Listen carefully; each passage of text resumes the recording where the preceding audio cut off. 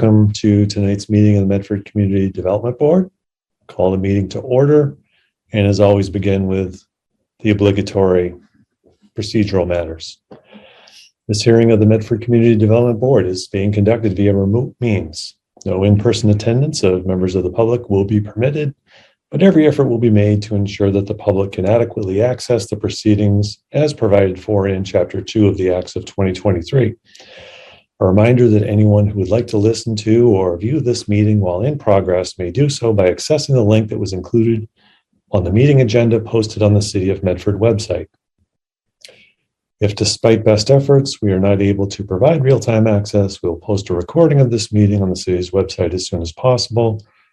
A reminder that given the remote nature of the meeting, tonight all votes from the board will be made by roll call. And a reminder to members of the public that project materials for all projects before the board can be viewed through the city's website, medfordma.org. Go to boards and commissions, find us alphabetically, click through to current CD board filings, and you'll find what you're looking for.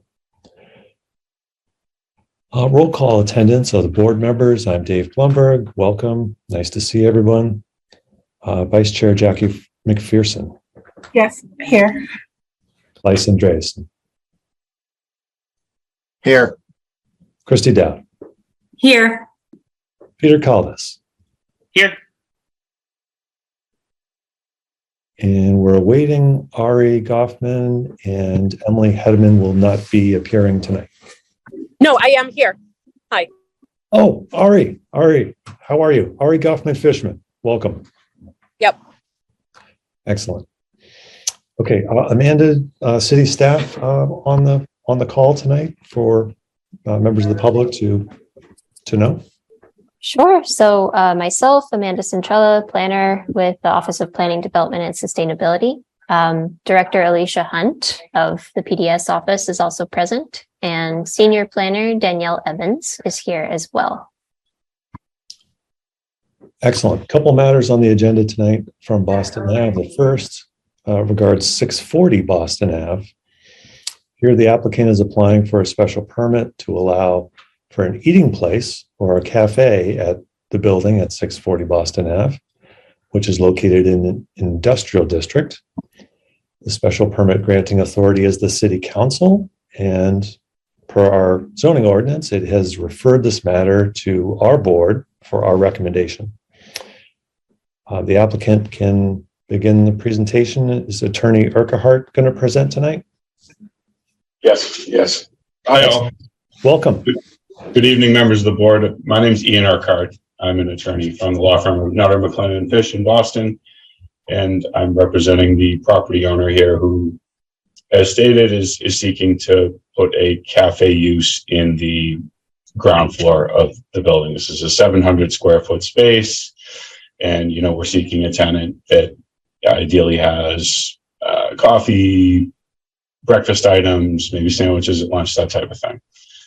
If you don't mind, I can share my screen. I can show the board the location and the building just to get a view. That'd be great. Thank you.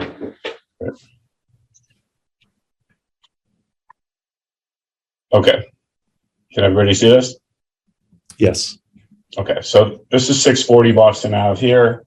It's the Sphere Apartments. It's a 5-story residential building with 42 units. It's located directly next to the Ball Square T station. This is Tufts over here. This is Broadway in Somerville, just for orientation. And this is what the building looks like. It's a slightly older picture, but this is the retail space here. 700 square feet. As I said, it had been a grocer prior to this, but the property owner is really looking to have a more activated space here, maybe so folks coming from the building or coming and going from the T station can grab a cup of coffee or a bite to eat. And I should also note that I've got Paul Spivak, who's the property manager of the Sphere Apartments, on the call as well. So should you have any questions, technical questions about the building or the use, that he can help there as well. Here's a general floor plan of what this could look like, but might be altered a bit for tenant specifications. I noted the type of tenant we like to have here. We've actually been in discussions with a local small business owner, not a national chain or anything, just a more upstart business owner who'd like to ideally have this type of use here. So that's kind of where we are in the process, but we haven't finalized anything yet. So please, if you have any questions.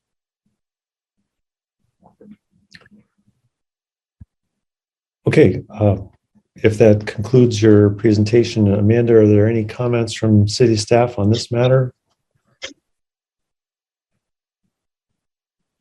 Sorry, I lost my mute button.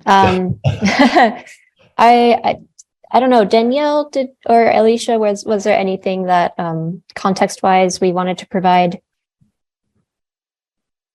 I think that there's no written comments. It was more that this made complete sense to us.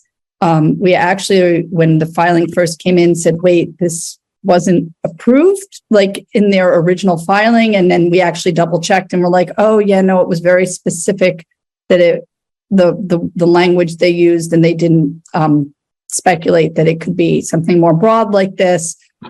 Right. I wonder why they didn't, but that predates all of us. So yeah, it made sense to us. Okay, thank you. Let's open this up for public comment if we have any. Amanda, let me remind the members of the public, if they wish to provide comments, they can use the raise hand feature. They can get a message to Amanda in the comments there. They can also send an email to ocd@medford-ma.gov.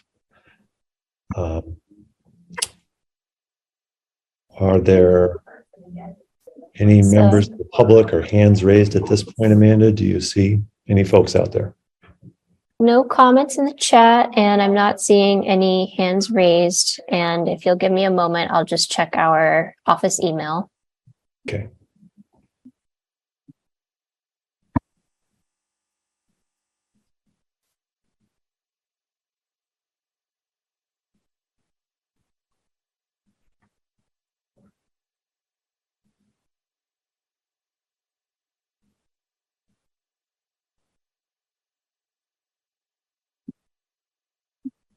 Not seeing comment at this time.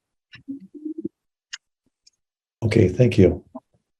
Well, let's close that portion of the meeting and turn things over to the board. Are there questions for the applicant here?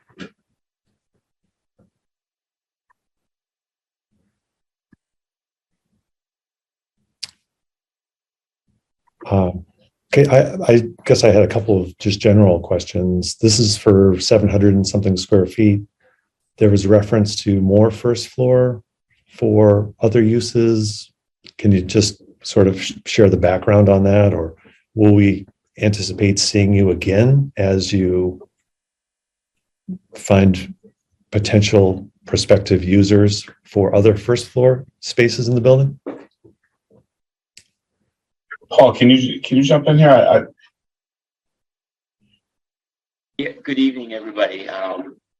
I'm a little confused as to other uses. I mean, you're saying if this tenant goes out of business, there's actually no other retail space available for use in that first floor area besides this other 700 square foot space that we're referring to.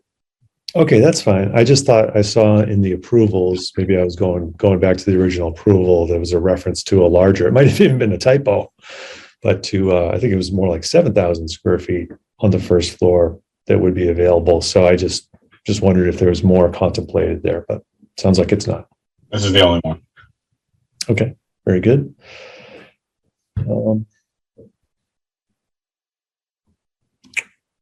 Any other questions? I mean, I'll just ask how I'm going to handle trash. I'll go to Paul on that one as well. As with our previous tenant, we have trash pickup about 2 days a week. So they would just be part of that whole pickup system. So they would put their trash into our main trash room also on that same level. And it would just get picked up twice a week. We have a pest control that comes in monthly to monitor anything that should arise. But, the building is, I'm very proud of the way the building's kept. So it's in great great condition, and I'll make sure that this tenant adheres by all of our rules as well, whatever the tenant may be. Okay, excellent. Absent any more discussion, is there a motion to recommend approval of the special permit to the city council? Hi, this is Christy. I make a motion to recommend approval to the city council. Is there a second? Second. I'm happy to second. Okay, Amanda, I'll let you rewind the tape and see who gets the dibs on the second there. Thank you both. Happy to. Okay, let's go to our roll call vote. Vice Chair Jackie McPherson, Yes. Lysa Andreasen, Aye. Chrissy Dowd, Aye. Peter Calvis, Aye. Ari Goffman-Fishman, Aye. and I'm an aye as well. Thank you very much. Okay. Thank you all. Okay, next matter on the agenda is our continued discussion or meeting that had been continued from a public meeting on April 26th at 760 Fellsway with Raising Canes. And I understand that Attorney Desmond and the Raising Canes team is here with updated information to share with us. That's correct. Good evening, Chairman Blumberg and board members. As you will recall, we were last before the board on April 26th. And at that time, we introduced the project and received comments from the board, most of which have been incorporated into the revised plans that have been provided in advance of tonight's meeting. At the time of the initial meeting, we were still working with the traffic engineer and engineering to resolve some comments that had been received. We did have a subsequent meeting with the city traffic engineer, and I understand that the engineering team has also had conversations with the city engineer concerning the comments. We submitted comments to both engineering and traffic. I understand that the comments with respect to traffic have met with the satisfaction of Todd Blake. I did receive a message today that there were some residual conversations that needed to be had with the engineering team with respect to the engineering comments. We're not quite certain as to what those comments are and where they arise specifically. Matt Ashley of the team had reached out to Owen when he contacted him, and they essentially played telephone tag today. We thought that we were pretty well squared away at this point with engineering, but not exactly sure whether those concerns deal with the special permit for use or whether it's a construction permitting type issue that remains. And I don't have an answer for the board tonight with respect to that. In addition to that, we've also submitted a request for a special permit with respect to the extended hours. We talked about that in terms of the loading requirements, and that loading would be off hours, and we would need a special permit from the city council. The city clerk invited us to file that. Ordinarily, it had been done after the initial hearing, but he indicated that we could include that within our petition. I've provided that to the board as well. It dovetails with our request for a waiver on the loading requirements. Unclear as to whether this board has to weigh in specifically with regard to that extended hours permit. So I would ask the board, I suppose, at this point to weigh in so that there's no issue in that regard. And that's where we stand at this point. Okay. Thank you. Do you want to or have members of your team cover some of the details then? Sure. Eric, do you want to take us through the changes that you made to the plans? Yes. Yep. I just need permission to share screen from the host.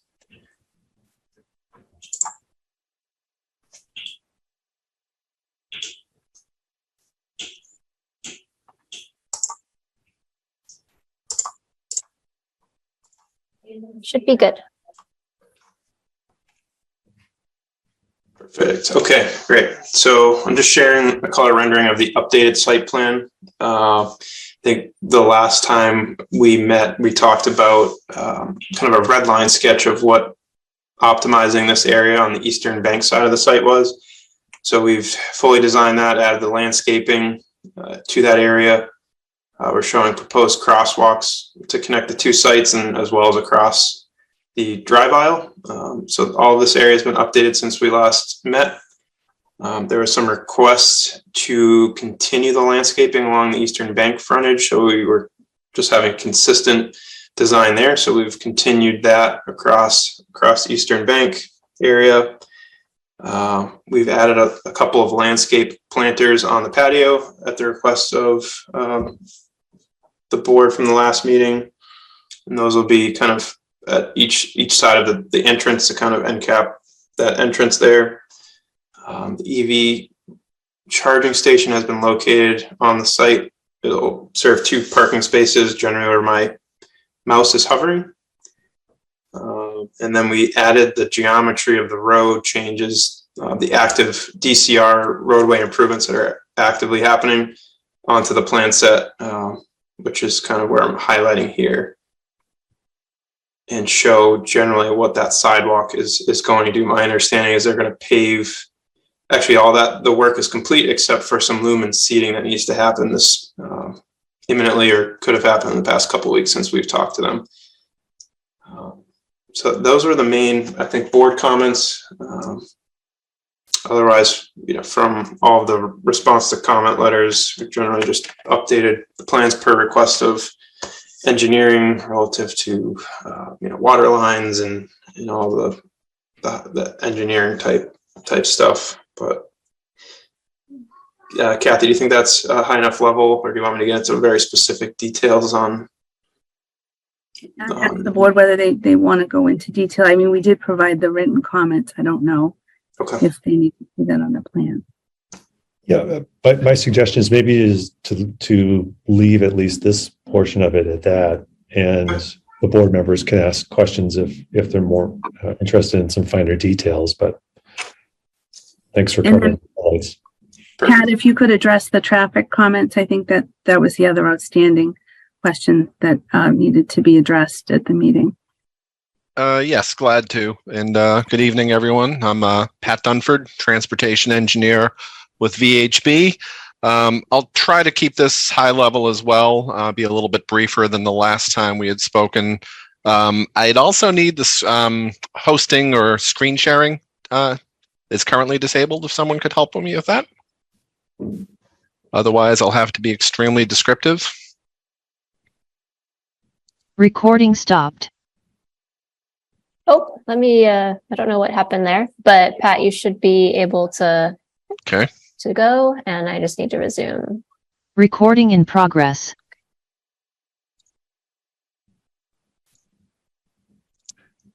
And are we getting my screen just yet? Yes. Yeah, okay. So Eric had just covered most of this, so I won't dwell on this too long. This is obviously the prior site layout, which we don't need to belabor.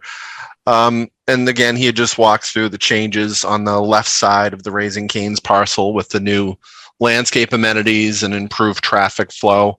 I will note again, the drive-through layout is very unique and I'd say very efficient in that it has the double lane configuration in which we can store up to 27 cars, which is more than we've seen at the multiple existing Raising Cane sites that we had looked at. So I talked about that prior meeting, but I think tonight we want to focus a little bit more on some of the off-site coordination we had following meetings with department staff and the mobility group as well.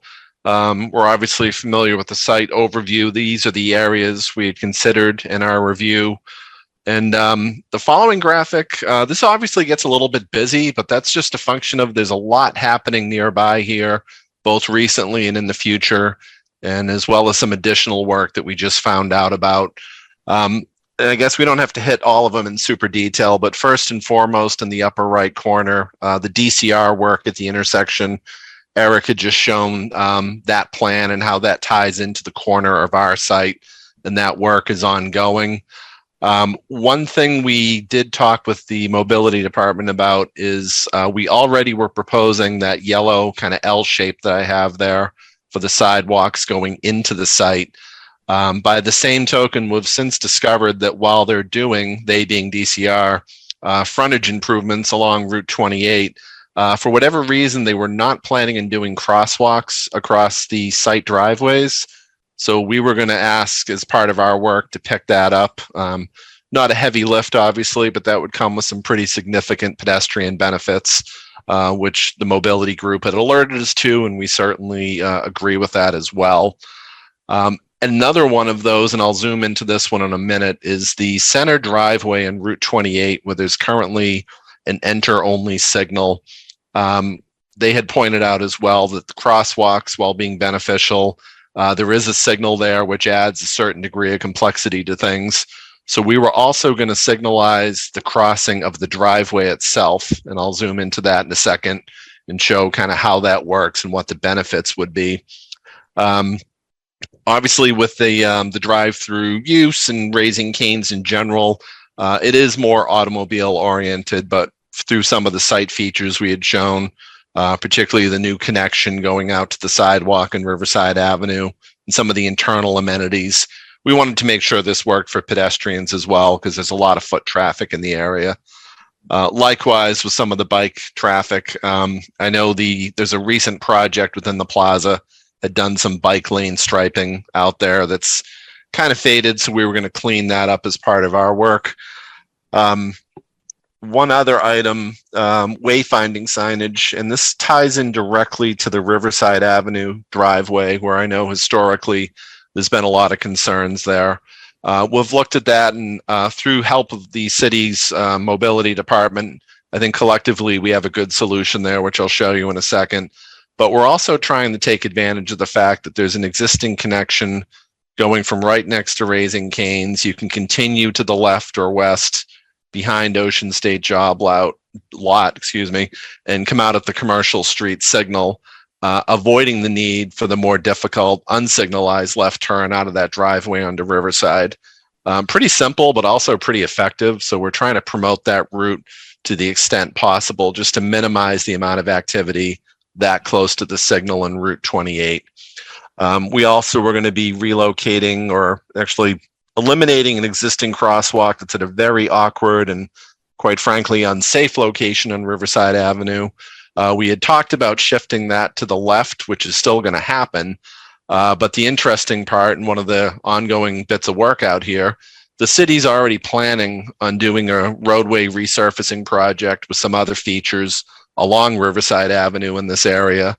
I think that's going out to bid shortly and possibly could start this year.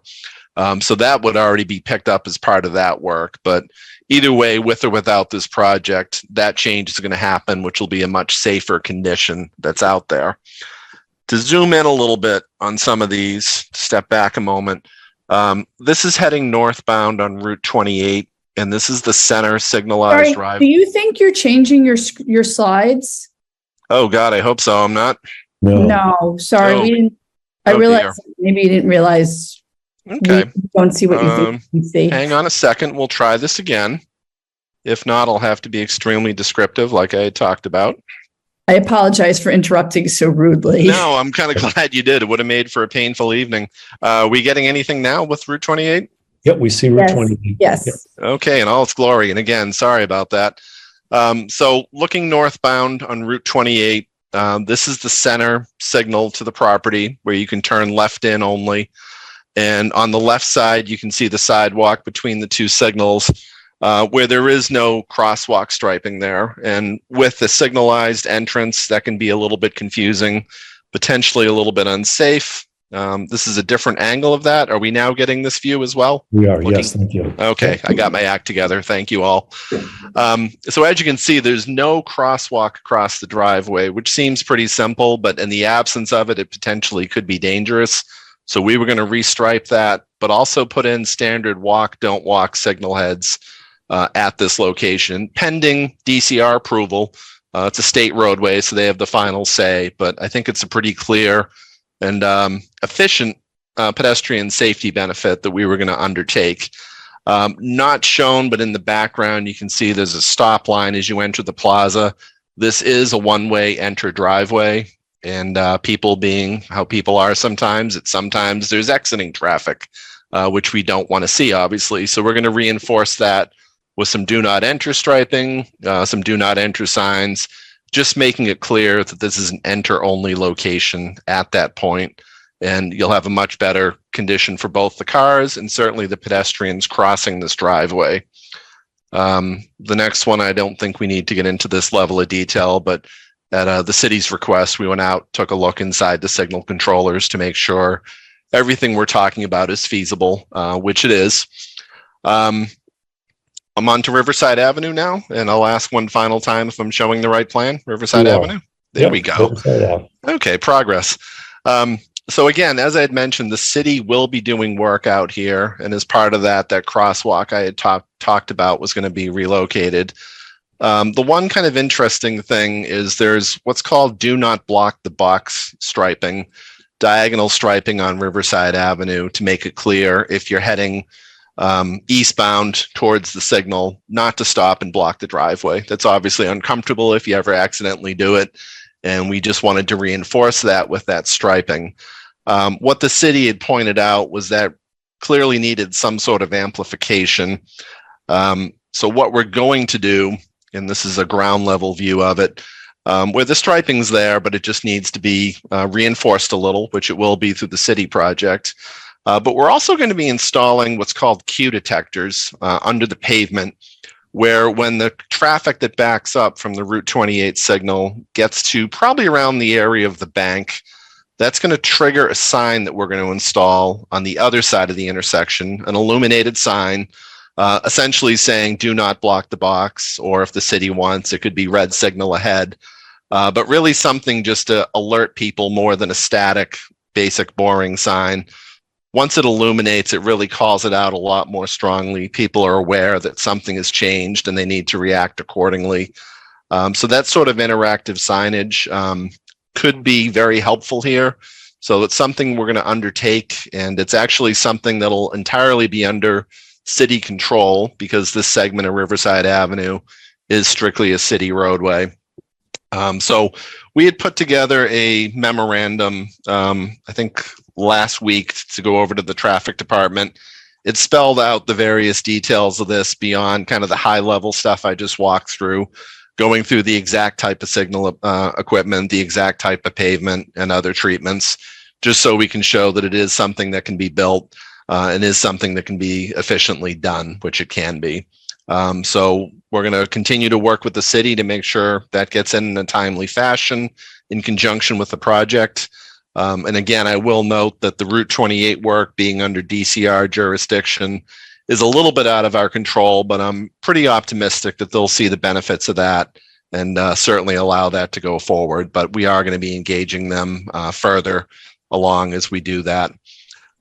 So with that, I think that kind of covers the new stuff since the prior meeting, but I'd be happy to attempt to show more slides and go back if you need more detail or more discussion. So thank you for your time. Thanks, Mr. Dunford. Just to clarify, and then I'll give the mic back to Attorney Desmond, but the things that you're summarizing and you covered with us with your slide presentation this evening, how does that compare to the memo of May 12th? You have a couple of sets of bullet points of particular things that are going to be done. Is that what you've done to sort of that would lend itself to a set of conditions that this board should consider as the ones that you're prepared to implement, if you will? Well, I think that's our expectation. And when we had talked with engineering and mobility, that I think was their expectation as well. So our project's more than happy to do these pending DCR approval and pending city staff approval. But yes, that was our anticipation. Okay, just wanted to clarify that for everybody. Thank you. Attorney Desmond, do you have more for us this evening in terms of presentation, or? I don't in terms of presentation. Okay. Those were the outstanding issues at the time. And we submitted written comments, which would indicate that all the other department head comments are agreed to. So I think that kind of closes out what was Okay. open at the last meeting. And just sort of for the benefit of the board, members of the public, could you or someone on the team just briefly, because it's now, I think, a sort of a new item compared to our last meeting, just touch on the hours and that special Sure. permit so we can feel comfortable making a recommendation to the city council on that matter as well. Certainly.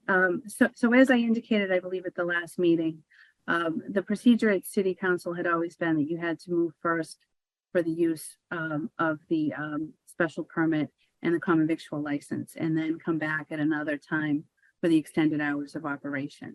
The normal hours in the city by ordinance are 7 a.m. to 11 p.m. And the applicant would be looking for an extension Sunday through Thursday of 1 hour till 12 p.m. And as we had discussed at the last meeting, deliveries will occur within that time period after the restaurant's closed. So that portion, the Sunday through Thursday, was only related to our request for a waiver of the requirement of a specific loading space. Friday and Saturday, the extended hours petition seeks to add another hour of operation time. So from 9 a.m. to midnight, with the midnight to 1 a.m. being again for loading purposes, so that the restaurant would close at midnight, and then you would have that hour after the fact to accept deliveries. I think when we spoke at the last meeting, Adam indicated that, you know, it would be very unusual to have deliveries 7 days a week. That is probably more 2 to 3 times per week, but that would be an available time for them to obtain delivery service. So that's what the motion is. And we were invited by the clerk to submit it with our petition, and certainly it makes it more economical for the client to do so. Okay, thank you. All right, I'll turn that over to city staff. Any comments from city staff before we open to the public? Okay. All right, well, let's move to members of the public then. Same as our last matter. If you wish to participate, you can provide comments. You can use the raise hand feature, message Amanda in the comments there. You can also send an email to ocd@medford-ma.gov. If you're here, want to raise your hand, we'd be happy to recognize you to speak. So I'm just giving people a moment.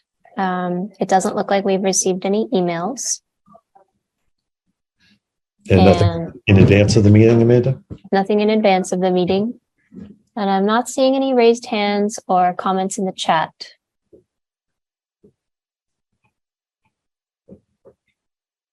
Okay. Yep. All right, well, we'll close that and we'll move to board deliberation. Any members of the board with questions, comments, things to share on the presentation tonight?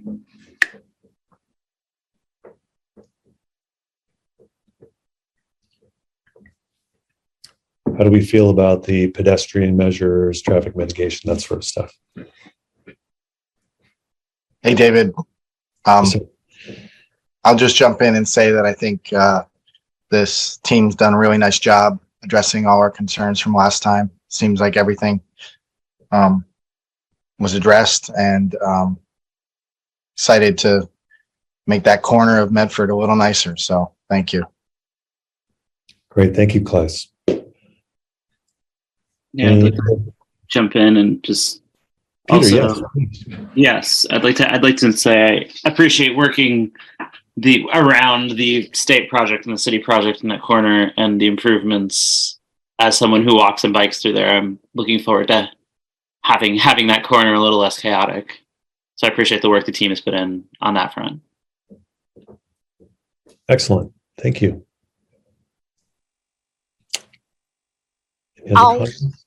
I'll jump in. I think this looks really nice. Thanks for taking everything into account. I'll just flag for kind of later when we get to site review that kind of still interested in more native and low water plants. So just so it's not a surprise. But this looks really great. Good work.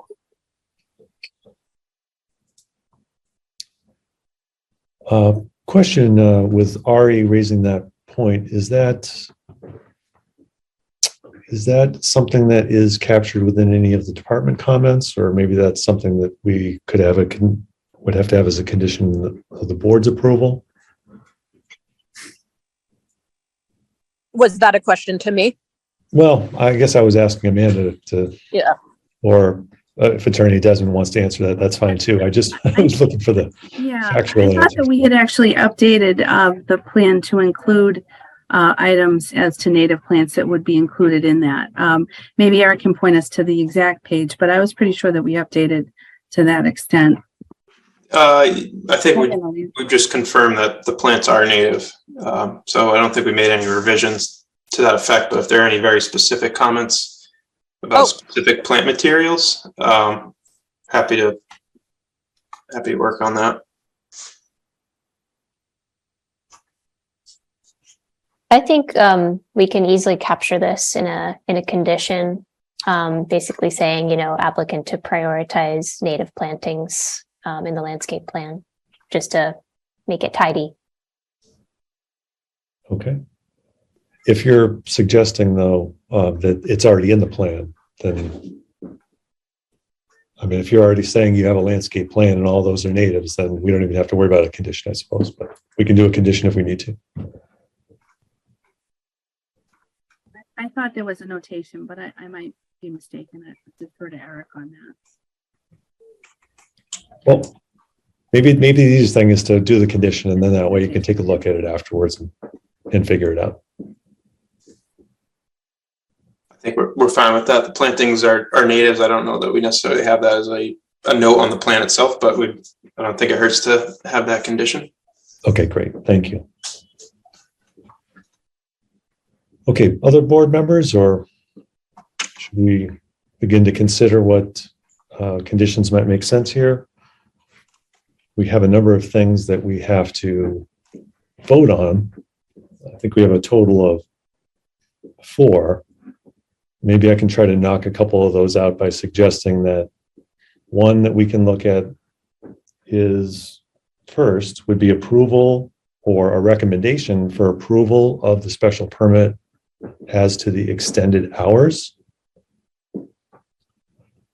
We could take that vote separately if the board is ready to move in that direction. Good. I would motion that. Okay, do we have a second? I'll second. Thank you, Claes. Okay, so we'll go to a roll call vote. And again, this is the board recommending to City Council to grant the special permit for the extended hours at the location. I'm sorry, before you do the roll call, this is Yep. Vice Chair McPherson. I have a clarifying question. In order to do that, I thought that originally Attorney Desmond had said that the project had to be complete first. Are we able to give that condition now? I think that was her explanation that, and Attorney Desmond, you give a thumbs up or thumbs down, but I'm going to try to restate it, make sure I understand it, is that going into this, and what we had talked about at the prior meeting was sort of a separation that the City Council wanted to sort of see it as a 2-step process, but you got the clearance from the city clerk that this could be combined into one.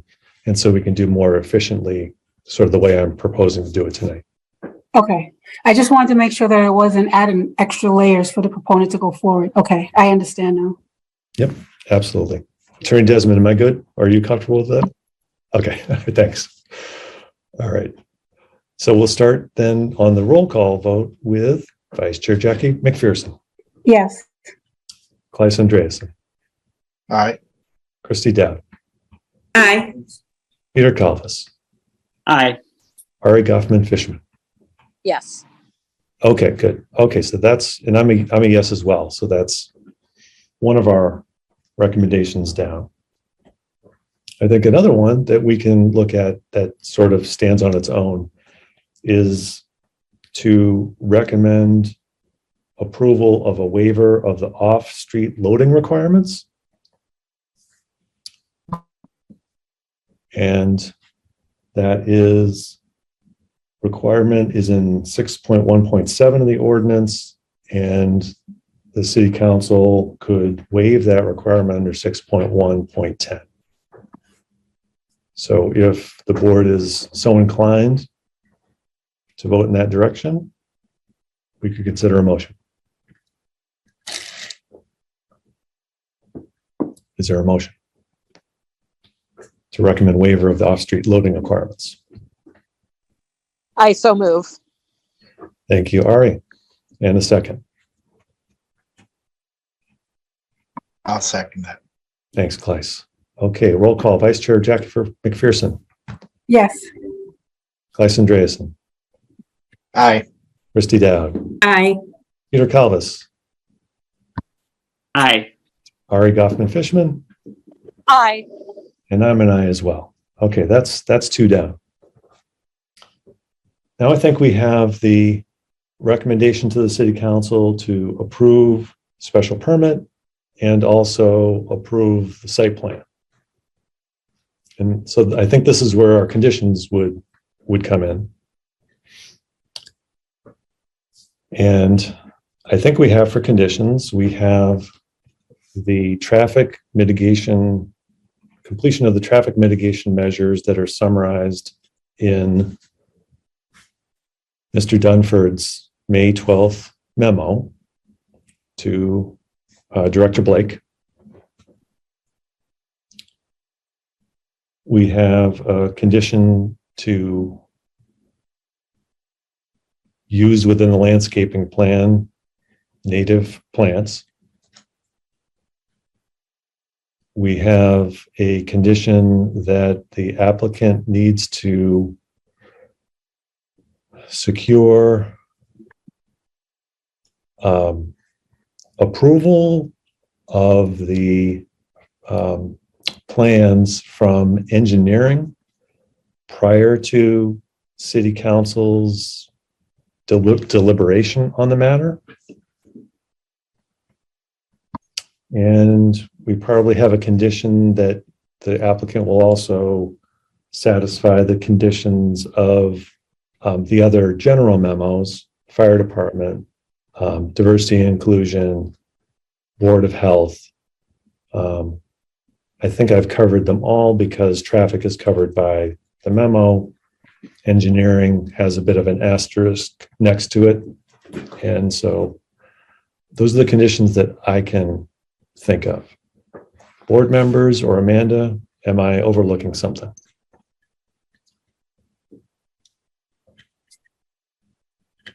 I think those are the ones that we had noted. Yeah.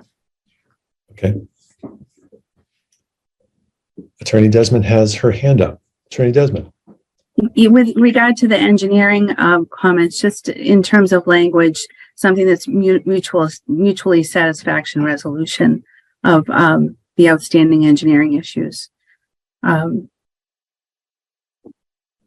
Just so it's clear that we kind of need to come to some kind of resolution. We're not even sure what it is. It could be very simple. Correct. We don't. We don't. Okay, yeah. And, you know, I think just really for members of the public to understand, it would seem unfair to hold the applicant up because we don't have the full and final feedback from the department. So especially where there's another step in the process. So if there is an issue that's identified, it could be resolved, even discussed if need be at the city council deliberation. So, okay. So with that amendment to the condition, so that the condition as to the Department of Engineering would be that the applicant and the Department of Engineering reach mutually satisfactory resolutions on any issues identified by the Department of Engineering in advance of the deliberation with City Council. Okay. I think, I don't know 100% what the right answer is here, but I think it's probably in everybody's best interest that the site plan recommendation and the special permit recommendation both have those conditions. I suppose you could try to draw a finer line, but it's probably simpler to attach it to both. We're recommending the approval of both. We're recommending the approval of both with these conditions. Yes, Director Hunt, do you have an? I just want to make sort of a process suggestion. So I was talking with Amanda that because the zoning ordinance now requests that we send comments to city council, but city council's not used to that we include a cover letter that's in clear, simple language that any layperson could understand, and then maybe attach to that anything that's more technical and detailed to sort of keep it so that any member of the city council could read the basic recommendation, understand the basic recommendation, and then anybody who felt the need to be more, to go more in depth in it could then choose to read the attachment to it. Does that make sense? Sure. I mean, it seems like as a matter, sort of internal municipal matter, it would make sense for it to teed up that way for the council to understand and, Our experience is that when we use too many words, not everybody processes all of it. Mm-hmm. So we wanted to have something that's simple and clear. And so like to that end, maybe they're putting that on top of the decision, or if the decision is simple, and then attach the conditions in an attachment so that they all have all of them for the record. I just am trying to make things simple because they're not used to seeing all these technical letters and all these technical legal things. Normally, when they get recommendations from department heads on their special permits, their process had resulted in recommendations that were on the order of 2 to 3 handwritten sentences each. So that's what they're used to. Okay. I guess I don't want to suggest that we need to have a board meeting to approve, an internal transmittal that I think would come from your office. And if you want me or other members of the board to weigh in on it kind of on the side, that's fine. But I think it sounds like a good practice and a helpful thing to do, no doubt. But the decision, of course, would be what's attached to it. Right. And are we on the same page? Originally, I had been thinking that we try to make the decision as simple as possible with an attachment of conditions. But I realize that you might have concerns from that from the legal perspective. But we can discuss it offline. Okay. All right. Okay. Amanda, have you been scratching down the conditions? I'm sorry, but I've lost track of all of those. Maybe we could summarize those for everyone, and then we'd be able to consider a board vote. Sure thing. Let me list them out, and we can adjust these. But applicant to complete the traffic mitigation efforts summarized in Pat Dunford's May 12 memo. Applicant to work with engineering division to reach a mutually satisfactory resolution for any outstanding issues identified by the engineering division ahead of city council public hearing. Applicant to prioritize native plantings in planting plan, and applicant to satisfy the conditions of the other memos, Board of Health,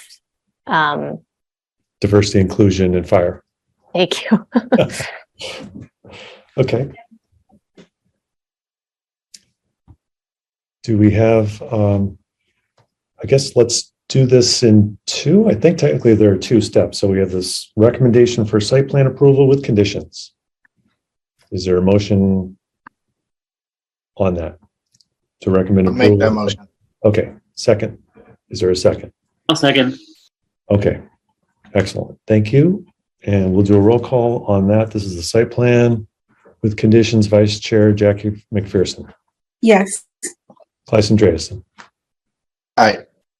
Chrissy Dow. Aye. Peter Calvis. Aye. Ari Goffman-Fishman. Aye. And I'm an aye as well. And then we would like to consider if someone would make a motion to recommend approval of the special permit with conditions, recommending to the city council for approval of the special permit. with conditions. Is there a motion for that?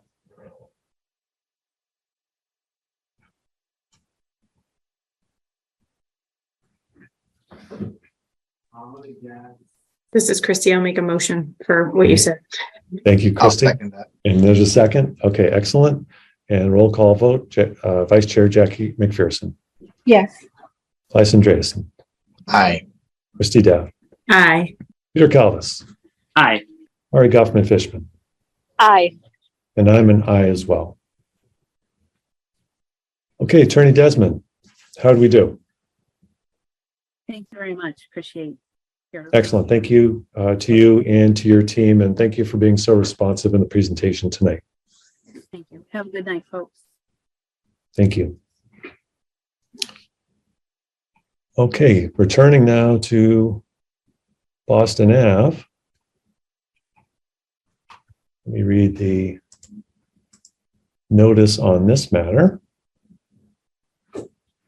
This is relative to an application for site plan review and special permit submitted by Simmons Properties LLC to construct a 40,000 square foot addition over an existing parking structure at 200 Boston Ave. The applicant has applied for a special permit seeking relief for the following. The project does not comply with dimensional requirements for rear setback, which is required in Office 2 zoning districts, and as to landscape open space as proposed, this evidently is deficient, less than the lot area required. So that's what's before us. The Community Development Board is acting as site plan review authority and also the special permit granting authority for dimensional relief, which is a new wrinkle in the ordinance that we have not seen before, but we now have the ability to issue a special permit for certain dimensional deficiencies, if you will.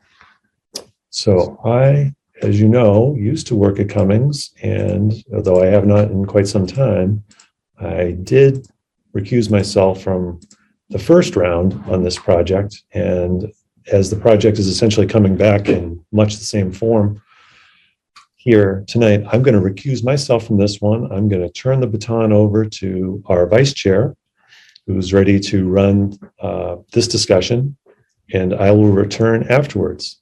So with no further ado, Vice Chair McPherson. Thank you, David. Thank you. Hey, everyone, this is Jackie Patato, Vice Chair. And at this point, since David has already prepared us for what's being going before us, I will ask the proponent, Mr. Mavini, if you wanted to take over, and Amanda, if you can please give him the control so that he can share his screen with us and he can do his presentation.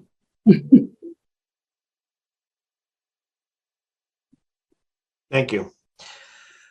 Thank you to the Community Development Board and any members of the public who might be here this evening. My name is Michael Avaney. I'm an architect with Cummings Properties. We are representing Simmons Properties LLC on behalf of Cummings Foundation. As the chair said, we are here this evening seeking a special permit and site plan review for our proposed expansion at 200 Boston Ave. I'm pretty excited that we get to be the first test case here for this group for that tweak in the Office 2 zoning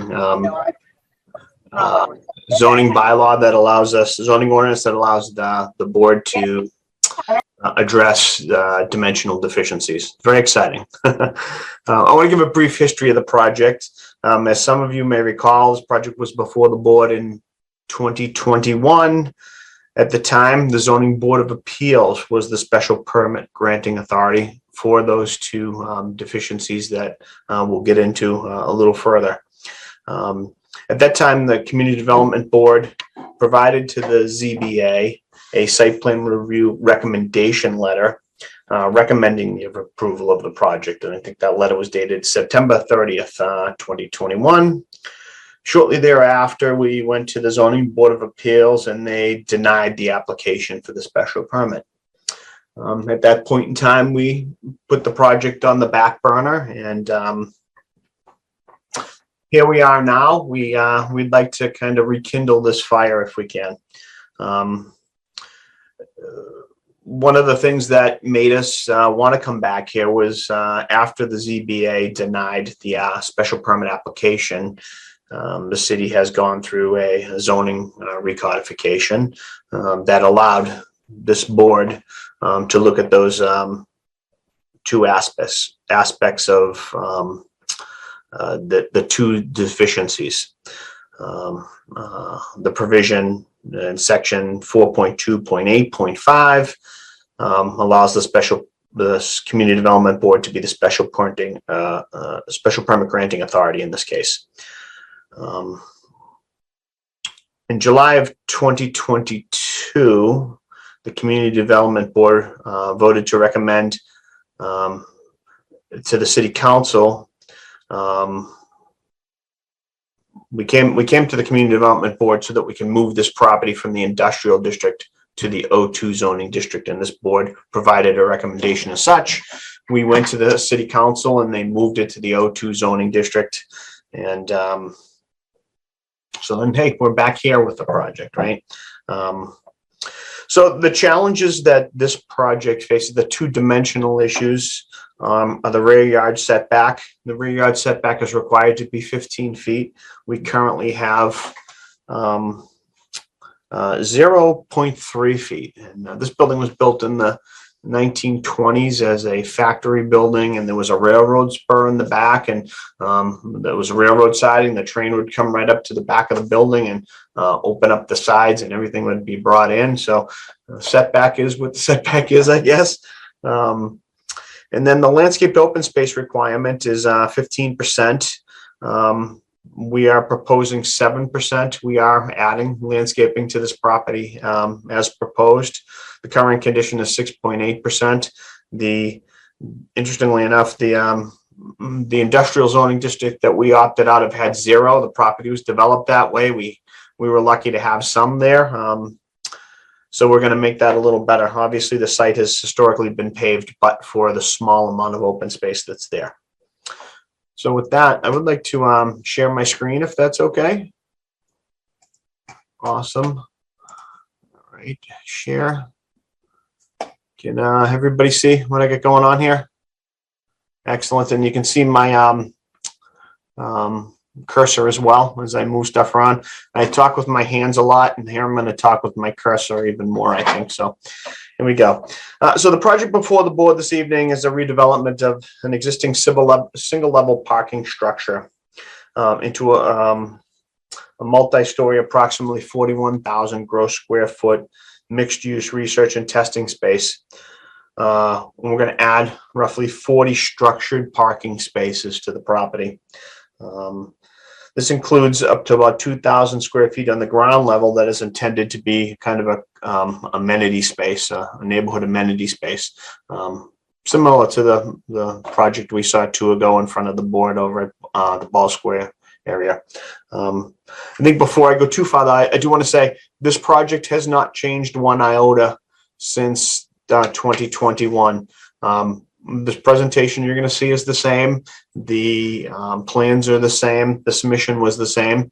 We are we were then, and we are now very comfortable with all the conditions that the municipal departments made on this approval back in 2021, and are more than happy to accept those. I think we provided documentation to that as well. I think most of the comments that came in were also almost exactly the same or very similar. So if that's helpful, everybody knows that this is very similar to what we talked about in the past. So the slide you're looking at is our kind of our vision of the property looking south down Boston Ave. With like I said, the 2 stories of leasable space in the foreground. There's a level of parking here, and then there's the ground level of parking that's going to remain. So the ground level remains, the parking deck remains, and there are 2 levels that are going to be built above it. Let's go to the next one. This is an illustration of our vision of the property looking north, up Boston Ave. What you're seeing in the foreground is the parking structure that we're going to expand. Basically, the parking deck, you drive in here now and you drive around and you come up to about this point right here that you can see here. I'm hoping everybody can see my cursor. We're going to extend that and just put another level on the piece that's in front to account for some extra covered parking spaces. This is a vision of our building. Again, the north elevation inside the site. The building will be connected to the existing building via a 2-story elevated pedestrian walkway. Of course, our goal is to make that an accessible connection. We had in the past worked with the fire department on the clearances here, and we were pretty good. I think nothing's changed since then, so hopefully we'll also be in good condition with the fire department and their access.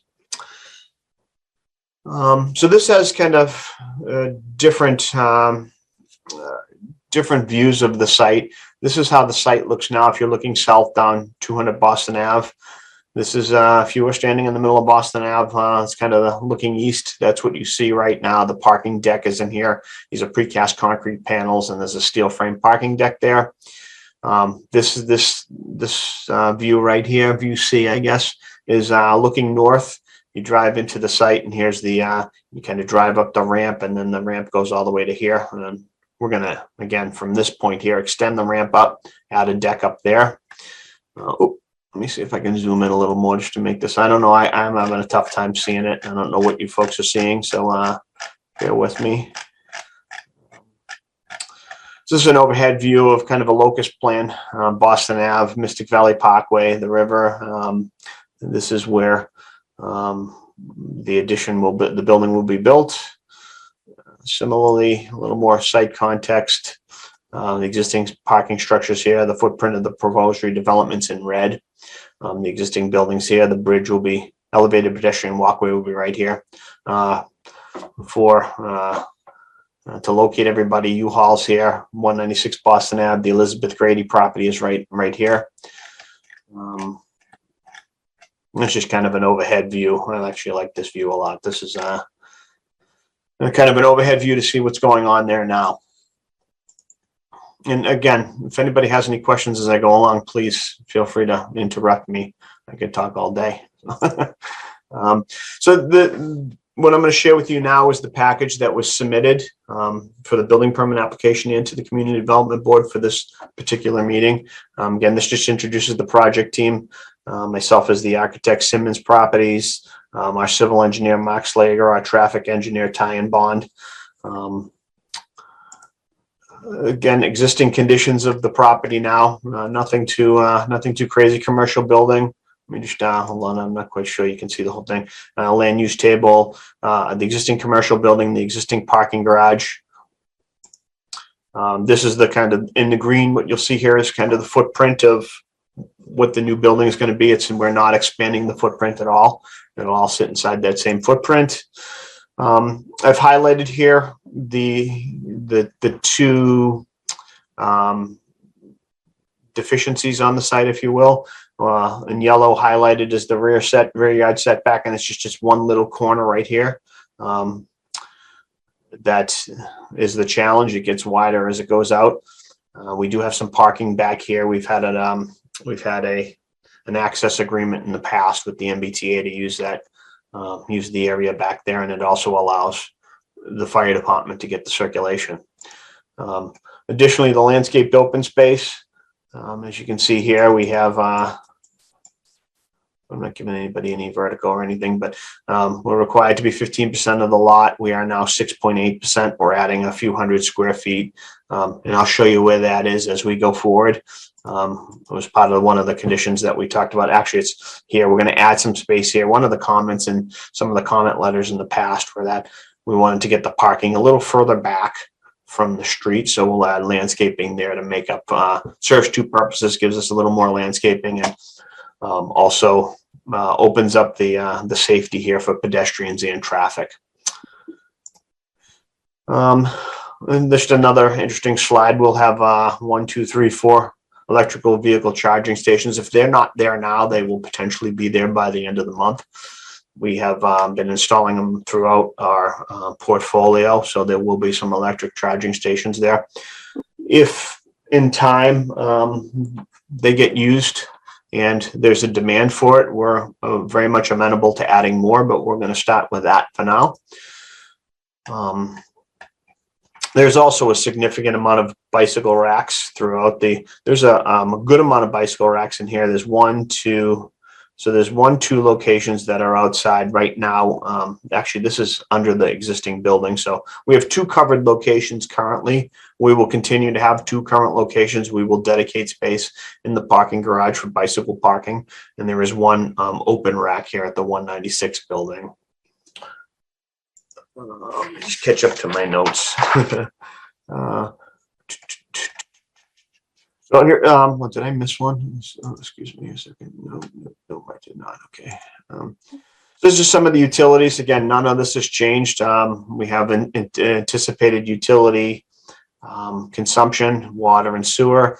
One of the comments that was made, and it was fair comment, I think we by the DPW, that we the building sewer will not tie into the water sand separator. I'm going to bring it back out through this manhole. That was a mistake on my part in the past, and we'll certainly address that and all the other comments, but it's a fair one, but that's probably the only thing that's different. We did meet with the water department and on site back in 2001. And so this 8-inch water line serves this adjacent building, 222 Boston Ave.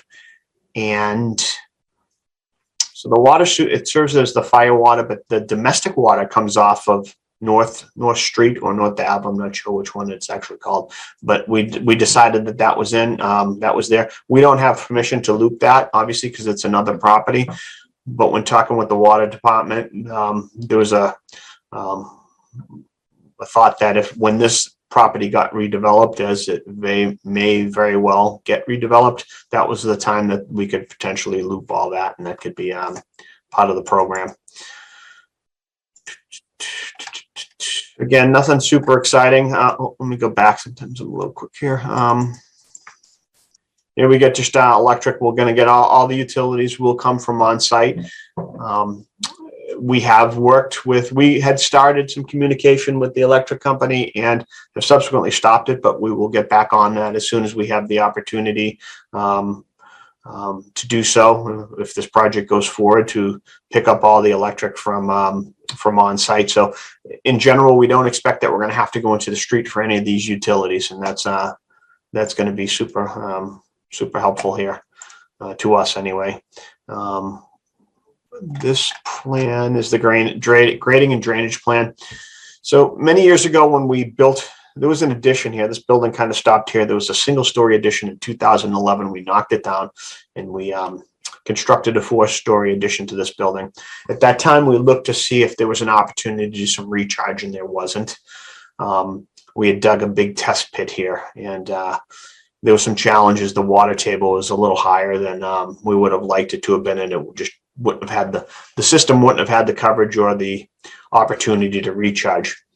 So the position that we took, and since then, and when we're in 2021, 2 years ago, when we talked about this, is it's a redevelopment project. We're going to increase the pervious area, so it becomes a redevelopment project per the Mass DEP. One of the benefits here is when we put a roof on this structure, at least the water, it won't, right now the parking garage goes through the old water sand separator. The water will be theoretically a little, I can't call it clean water, but it's definitely cleaner because it doesn't have the sand and the oils in it. So there is some environmental benefits to that as well. Landscape plan. Oh, I'm sorry, let me go back here. Landscape plan. Not much has changed on this. We added some more green space over here. We typically do stuff off of our typical planting list. We'd be happy to consider native plants and low water plants as we redevelop this the landscape plan. We're going to try to save as much of it, but it's a very tight site, so we're probably going to be looking at thinking about how we replant some of the things there. Again, this is I only included this slide again because you had it was part of the submission package. A couple other things I wanted to highlight. So here's kind of the grade level plan. I just wanted to highlight in green. These are all the accessible parking spaces. There are, bear with me, let me just find that. I believe there are more spaces than required there. I think there was supposed to be 9. 1, 2, 3, 4, 5, 6, 7, 8, 9, 10. I think based on the number of spaces, it was supposed to be 9. I think there's 13 here. I know there's 13 here. So one of the comments was that is make as many as possible in the places that were accessible. Again, there's an accessible ramp entrance here. There's an accessible ramp entrance here. And the covered spaces are all in the core. So there's an elevator core here that allows us to have these spaces are as close to this core as possible. Again, typical upper level plan here. The parking garage, again, as it exists now, will come around. This tan part is what's going to be added between here, and then it'll come up to this upper level. Another accessible space here. There is opportunities to add another accessible space here. If the need becomes as such, we will be happy to do that. We designed that accordingly. Roof plan. And well, actually, we'll go back down here. This is the upper level. The garage doesn't go that high, so elevated core here, stairs. This will also share the stairs with these set of stairs here, these egress stairs. There will be solar panels on here. We will do our best to, or better, to comply with the Medford solar ordinance. Right now, the intent of this building is for it to be a research and testing facility. As such, we can certainly, the roof will be prepared and the roof will be able to, it will be solar ready. We do anticipate some roof equipment here based on the use. So we kind of looked at the solar on the garage part more and more focused it there. 160 panels. It's about, annually, it's about 74,000 kilowatt hours annually saved. Comes out to about 59 tons per year of CO2 that this saves in electricity. Again, some building sections. I don't know, I want to kind of bore you with that, but basically, the existing levels here, and then in green and blue are the new levels. And this is kind of a longitudinal section and some shorter sections. Elevations, again, very similar to what you saw last time. I think one of the comments the board made last time was that there were two comments that will remain. We're going to continue to create some streetscape entrance from Boston Ave so that you know where to enter the building here. And we will install some kind of screening in the garage so it doesn't look like as much of a parking garage. It will be whether it's a fabric screening or a metal screening. The goal would be to be able to retain the open parking structure designation. So those are the two things that we talked about a couple of years ago that were a focus of this board, and they still remain. Again, a kind of a three-dimensional view of what we're looking at. And the site again, these were just included in the plan. Again, that elevation, looking south, looking north. Some of the shadow studies, if anybody has any questions on that, it doesn't sound like, looks like they're going to be more intrusive into the back of the site than kind of on the houses across the street. And I'm happy to answer any questions if anybody has any. Let me take a break. Thank you so much, Mr. Vini. I appreciate you going over those very extensively with the full details. At this point, what I'll stop and I'll open it up to the city staff to provide any kind of input that they may have at this time. Great.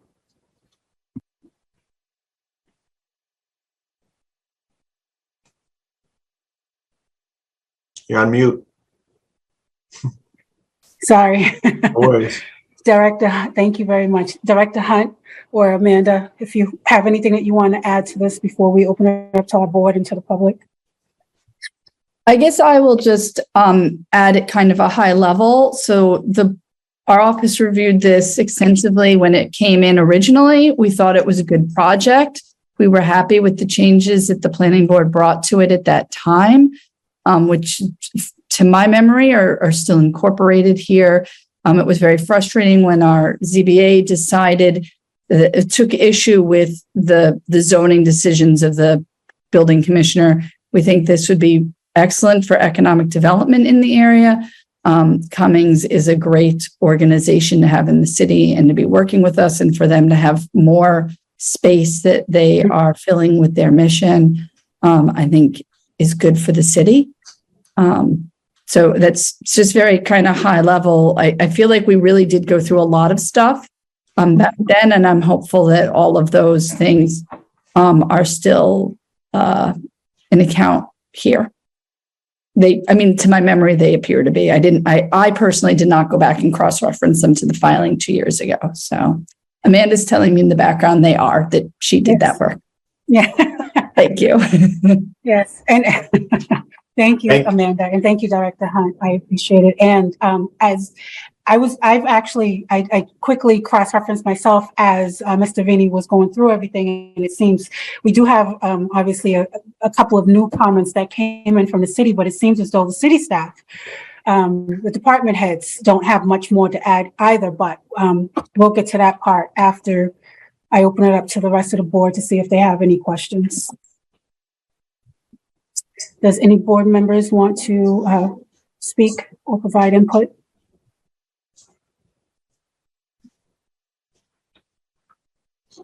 Yeah, I just have a question quickly. We had talked about retail when we previously reviewed this project. What's the status of that? Happy to talk. That's still, the amenity space right here still remains. It's about 2,000 square feet. And I will tell you, I didn't update these plans. I submitted the same package from 2 years ago. So this is really the same package. Obviously, we haven't marketed this yet because we don't have any, we're not at the approval. We don't have an approval yet. So we're committed to it, though. It's there. It's going to be part of the approved package, hopefully, and we're going to move forward with it. Again, this is just me trying to mine my thoughts from the last time we looked at this, but I feel like there was a request that you looked at, again, we could have moved away from this, but it's just something that I'm seeing this image and I'm thinking of. It seems odd to me that the entrance to a public space wouldn't be on that corner, versus where it is sort of around the corner. And I think we had also talked about like potential for outdoor areas, I guess, with those umbrellas or sort of what you're suggesting there. I don't know. It just seems odd to me that you wouldn't try to activate that pretty civic gesture that you have with either an entry to the building or an entry to the amenity retail space. So it's a good point. We did talk about that extensively. So the challenge we have is that there's definitely a grade difference here that we're going to have to deal with. It is possible that we could, and there's some utilities here that we'd have to consider. I think there's some, go back here a little bit, if you don't mind. I think, let me find the site plan. I know for a fact. There is some, in this area here, there is some telephone equipment and some electrical stuff. We could, at one point in time, we had considered kind of digging this out and put a retaining wall. It would be we could probably get half of that landscape back and kind of cut that in here if we had to, if that made more sense. We just felt like this was going to be the kind of the main access, a little bit off the street. There could certainly still be signage here. It's something to consider. And Well, I think if you were clever about it, and I think that dashed line is suggesting the limits of the retail space. Yep. If you really sort of activated that window and then had the entry in a sort of clever way, sort of in here where you want it. No, I was suggesting leaving it the way you have it, but like the way it's reading right now is that you have this big window that doesn't seem accessible, and then the door sort of down the alley a little bit. But if there was a way to sort of visually connect them or sort of create a transparency or something in that element that sort of really read as retail, and that maybe the entrance became not as important. There is that bottom brow, which seems to like sort of disconnect the glass corner from access, I guess is what I'm trying to say. Yeah, no, I get it. Yeah, we could also kind of, we could bring it up. We could move it up too and kind of revisit that. That's fair. I think it'd be worth studying for sure. Yep, I agree.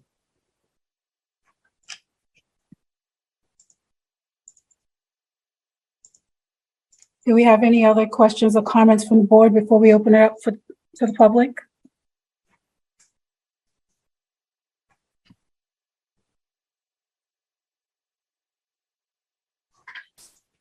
All right, hearing none, I am actually going to go ahead and open up to the public.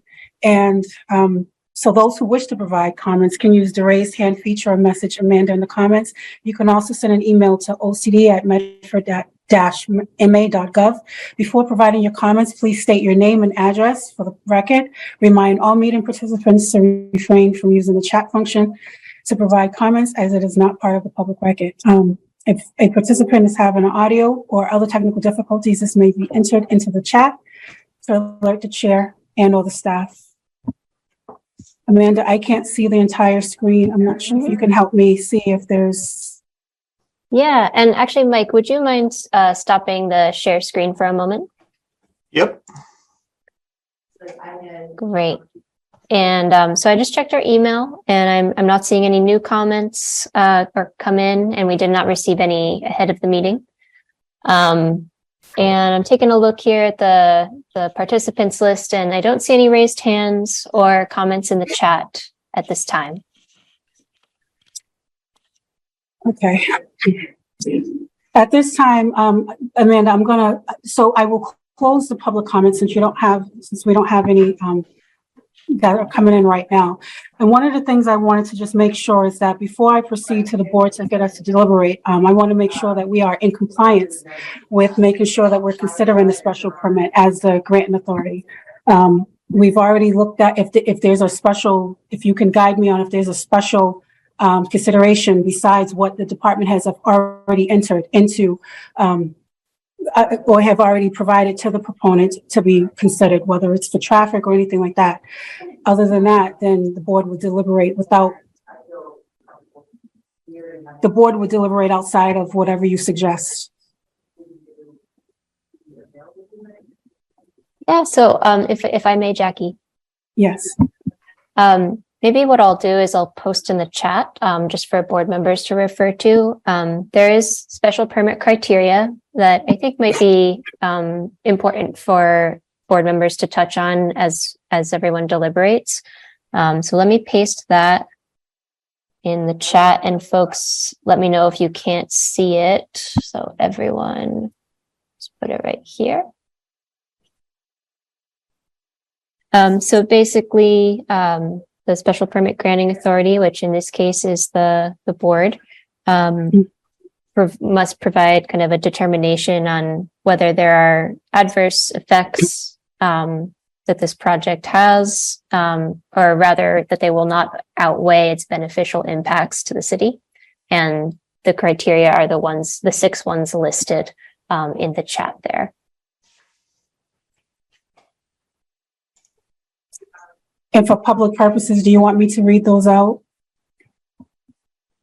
Sure. Yeah, actually, it could be good just for. Okay.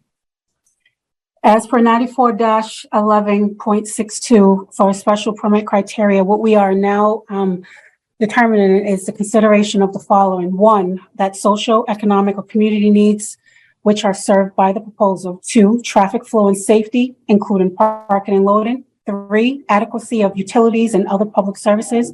4, compatibility with the size, scale, and design of other structures in the neighborhood. 5, impacts on the natural environment. And 6, the proposal's compatibility with the purposes of the city's comprehensive plan, which we have heard from the city's Director Hunt, that it goes well with the community's needs there.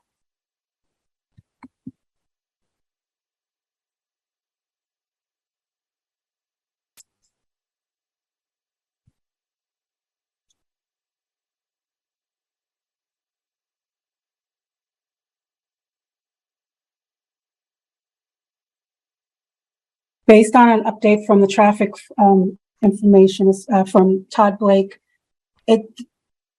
his overall sentiment in regards to traffic, there's this one tiny mitigation that the proponent can consider, and that's just additional blue bikes. But I want to bring attention to the fact that 2 of our conditions previously from the previous board ruling, number 1 and 2, may be outdated. So that's something to look at going forward.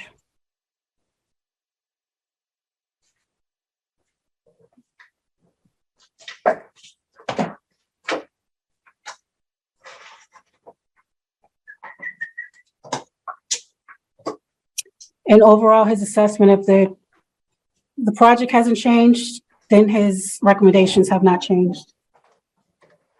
That's in regards to traffic. Can I make one comment on the traffic? May I? Yes, of course. So some of the traffic mitigation, the traffic mitigation that was proposed, we actually already did. We worked with the DCR to change some of the signal timing at the intersection of Boston Ave and the Mystic Valley Parkway. And I was able to confirm that with Mark Parente of the DCR as recently as February, that work had been done. So we provided our traffic engineer and they worked with the DCR to make some signal timing changes.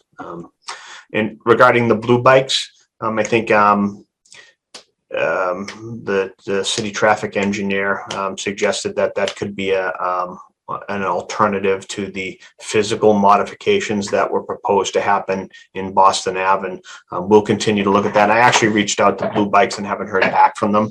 It's a pretty interesting little process, but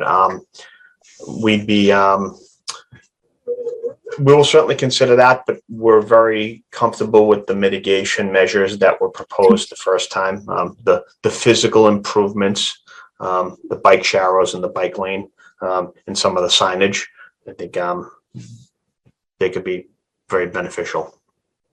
And then in addition, one of the newest is from the Office of Diversity, Equity, and Inclusion that was not included previously. Have you looked at those those recommendations for ADA compliance? Yep. So the building will be accessible, and that's where I think they had asked for a few extra, or the opportunity to have some extra accessibility spaces if they were necessary. And yep, totally fine with that as well. Again, you can't build the building otherwise, really. So I think we're very amenable to that. Without my influence, I want to say that based on what I've seen and what has been prepared here and the length of our conditions previously, if we looked at our conditions, I think it pretty much covers 1 through 6, but I would need, I don't stand alone, and I would need the board to pretty much weigh in on what you think.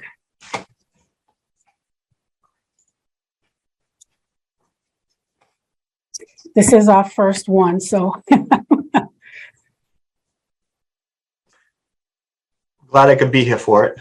No.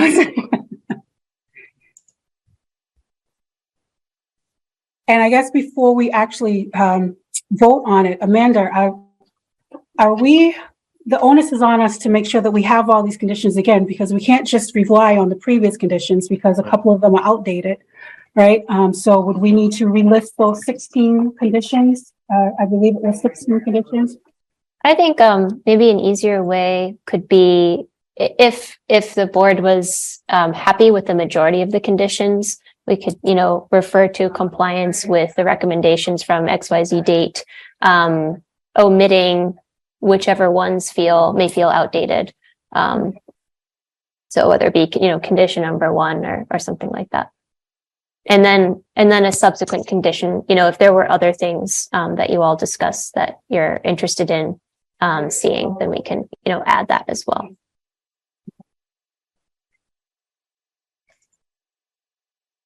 And I guess this is more of a two-part kind of thing, because we're also doing site plan review. So should we do that separately, or should we review the actual standards for approval for that going forward? Danielle, do you have an opinion on whether discussion should be sort of, explicitly talking about the special permit, vote on that, and then explicitly talking about site plan review, vote on that, or if, it makes sense to deliberate on both first? If some of them go hand in hand, but it should be 2 separate votes. Yeah, no, definitely. Yeah, the same decision. I do think that you need to, this is a new filing, so you have to make sure you can't necessarily rely on the old approval that didn't go anywhere. But yeah, you should go through the different criteria in order and then make a vote. But a lot of them, there's some overlap. So you could, reference as we discussed for, criterion 2 of site plan or of special permit, we make the same findings for, X criterion in site plan review or something like that. Just.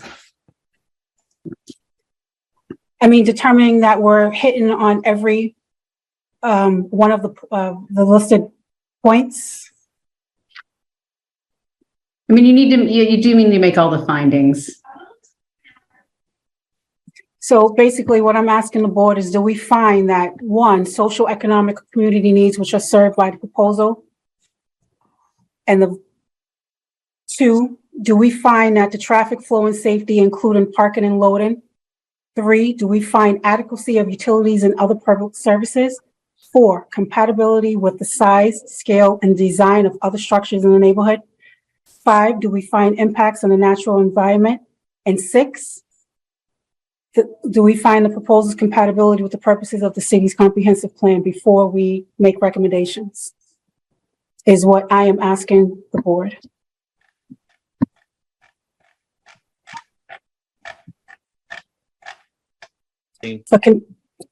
Sorry. I'm not quite sure from a process perspective, obviously being fairly new at this, but I think, in my view, these are definitely hit, especially in my opinion, in comparison to the previous uses of it as just a parking garage. I think we've got. To me, thank you, Peter. To me, the social, economic, community needs definitely served, obviously, because as Peter has pointed out, before it was just a parking garage. It was that was serving cars. Now it's going to be serving people, communities, economic benefit for the community. But again, I cannot stand alone on that. 2, traffic flow and safety, including parking and loading, has been determined by Todd Blake. And so I'm going on the expert of the department head. 3, adequacy of utilities and other public utilities. I am going by, again, the determination of the department heads. As far as the compatibility with the size, scale, and design of other structures in the neighborhood. As far as scale, that's something that we can further discuss if we had board member Claes Adrian has already asked a few questions. I didn't have any myself. I didn't know if any of the other board members wanted to deliberate on that particular point. As far as impacts on the natural environment, Director Hunt, I don't know if you have a specific thing for climate or resiliency there for us to deliberate on that point.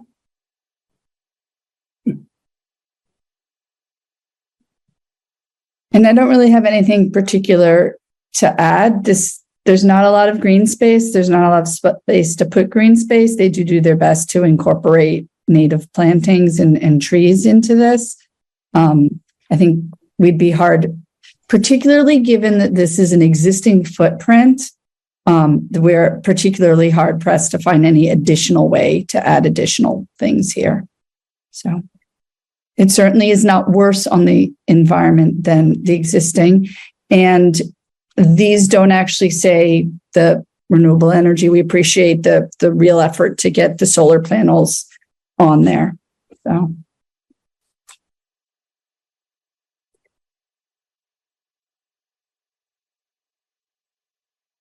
So if we can probably clean up the conditions. So how does the board feel about the existing conditions with eliminating 1 and 2 as being obsolete as per Todd Blake?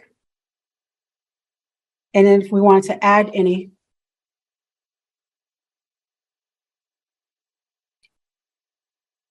Peter? I know I'm good with that. I don't know if you're asking for a motion or just the general sense of the board, but I think that makes sense. General sense before we do a motion. I just want to get the conditions under control. So that Amanda, thank you. So Amanda, that would be striking 1 and 2 from the original previous conditions. Sounds good. And then adding, how do we feel about adding the blue bike reference from Todd Blake?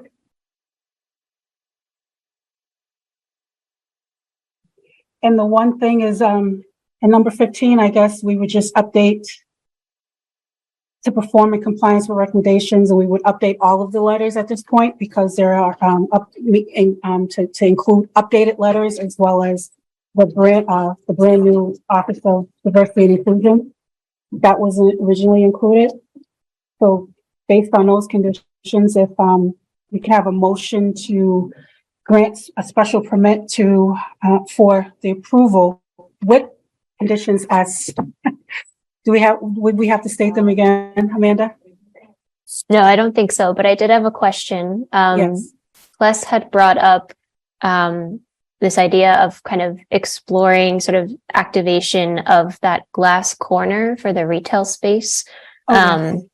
And so maybe would the board be interested in, a potential condition that the applicant revisit, like ways to activate that corner, with specifically with regard to how the windows, the glass is used, and the entrance to the amenity. Yes. I apologize. I mentioned that and when we went through the list, but neglected to add it as a condition. All good.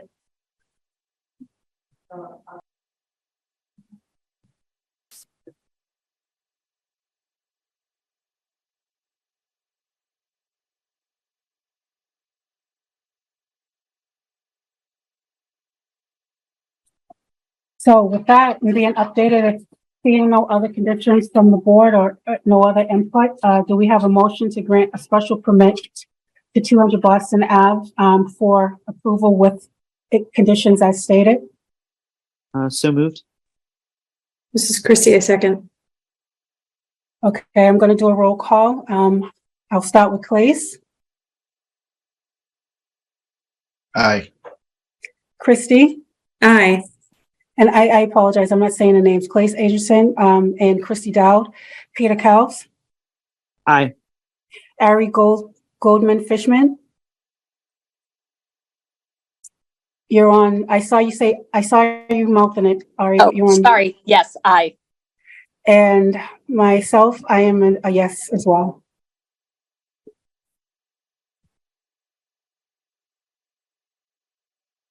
Okay, Amanda, I don't know if you want to put the SPR standards for approval. I can read them out for the public purpose and the board can go through them. So for one, the provisions of vehicular loading and unloading, what we are looking at now for the actual site plan review, as we all know, we're looking at the provisions for vehicular loading and unloading and parking and for vehicular and pedestrian circulation on the site and into adjacent public streets and ways. It will not create hazards to safety or impose a significant burden upon public facilities. 2, the bulk, location, or height of proposed buildings and structures and paved areas and the proposed uses thereof will not be detrimental to other private development in the neighborhood and will not impose undue burdens on the sewers, sanitary and storm drains, water distribution system, or similar public facilities. And I'm going to pause for really quickly. Amanda, we've done site plan review, and I think we all know this. I'm just rereading this because of our previous activity. Do I continue to read this, or since the board is well aware of this process? I think that, yeah, and some of these are so lengthy. Okay. I feel like it's hard to absorb them when they're read out anyway. So Okay. you all are fairly so familiar with site plan Yes. review, and we have it in the chat, the actual language from the ordinance. And if anyone wants, I'm happy to put it on the screen as we're talking through, if people find that helpful, or if you'd rather see each other's faces, that's fine too. Okay.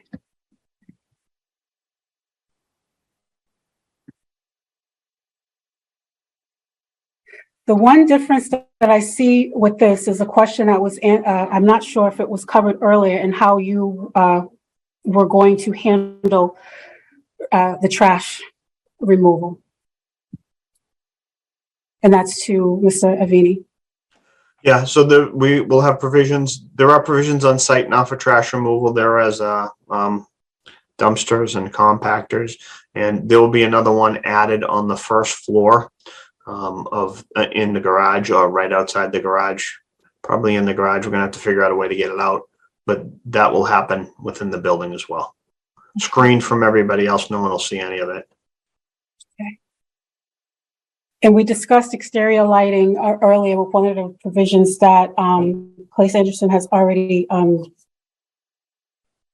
laid out. Does any board members have anything else that they want to add as far as the site plan overall?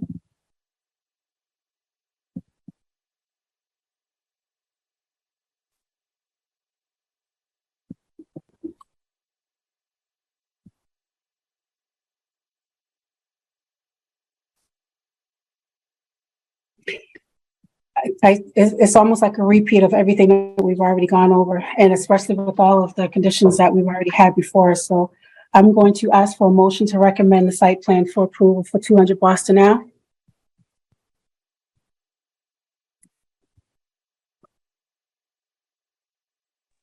I so move. Second. Okay, I'll do a roll call. Clay Andresen, Aye. Christy Dow, Aye. Peter Cowles, Aye. Ari Goffman Fishman, Aye. and I'm an aye myself.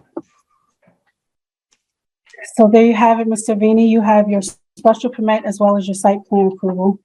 Thank you. Thank you so much to everybody. Can I ask one more question that I didn't want to be presumptuous and bring up before, but I'd like to discuss it a little bit now. Mass General Law, Chapter 40A, Section 9 is about regards special permits, and it allows the special permits to be valid for 3 years.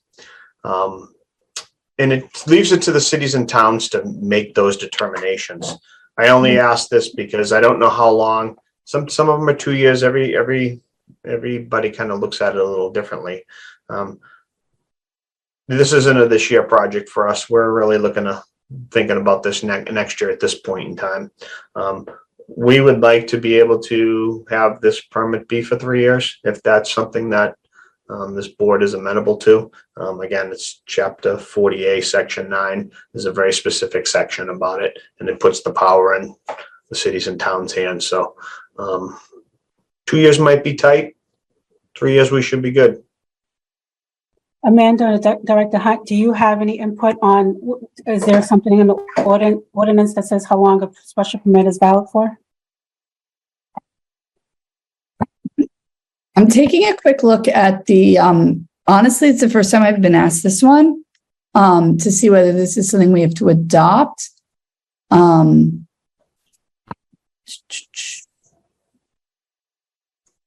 Am I wrong in remembering This is really long. someone having come, like an applicant having come back to the board for an extension of a special permit? That's actually, I thought the site plan reviews were good for 1 year, and then they had to come back and get it renewed. And that was because what comes to mind is the BJ's case. And they basically said, we went to litigation, we need an extra year. And so we actually extended it for 1 year from the point that the litigation ended.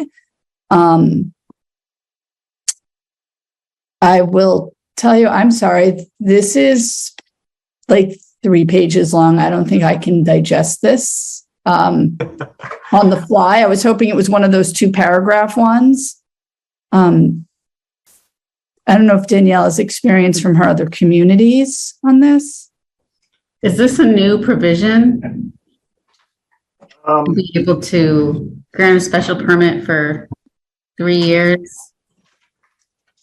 It's been over a year since I've sat on a land use board. There are several notations in this, the MGL, that says 4th paragraph effective until July 2021. Then this one is amended in 2021. And so it sounds like this is one of the things that there was actually a lot of things played with during the pandemic. So I can read it to you if you want. It's, it's pretty close to the end. It's probably, Okay.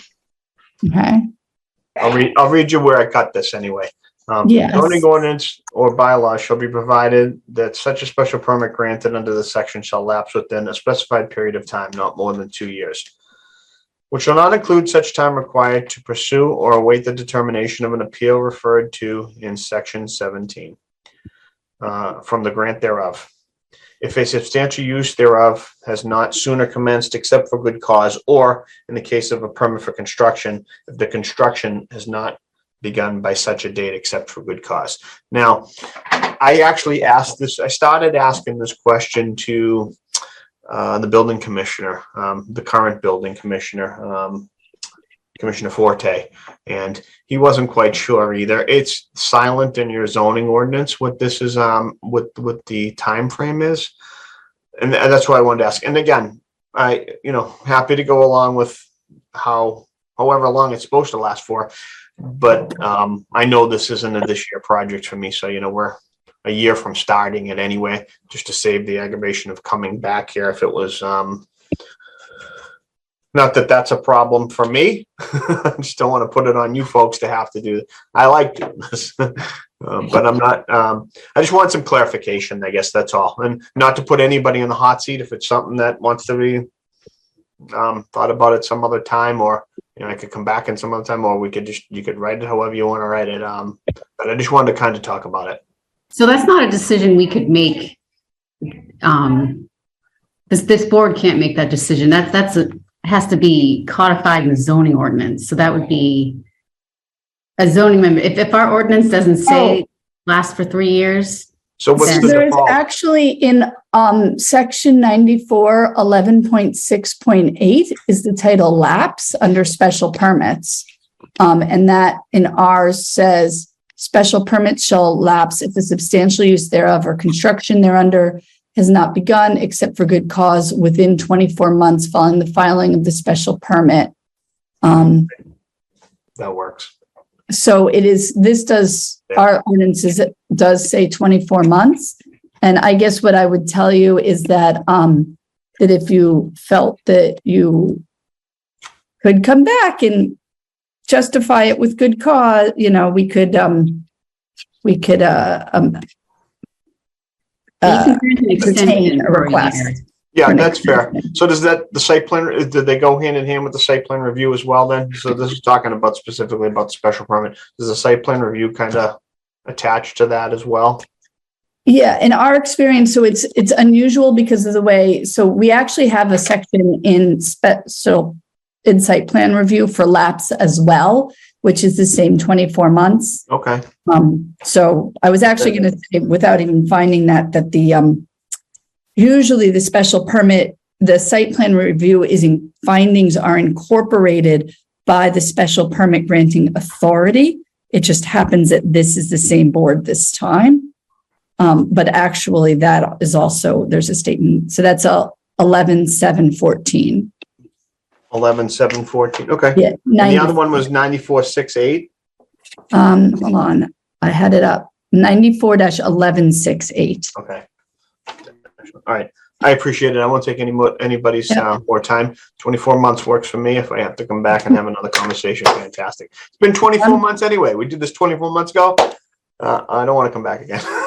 We would love it if you were under construction in 24 months. I would love to see this. I think that's a fair time frame. It just definitely is not this year. I don't have the architecture staff to even get this going right now, so we're starting fresh here. So we'll make it happen. I appreciate everybody's time. Thank you so much to the board. Thank you. And to the community development, the planning staff. We appreciate everybody's help and patience and understanding throughout this process. And thank you so much. Have a great night. You too. Thank you. Thank you. Bye.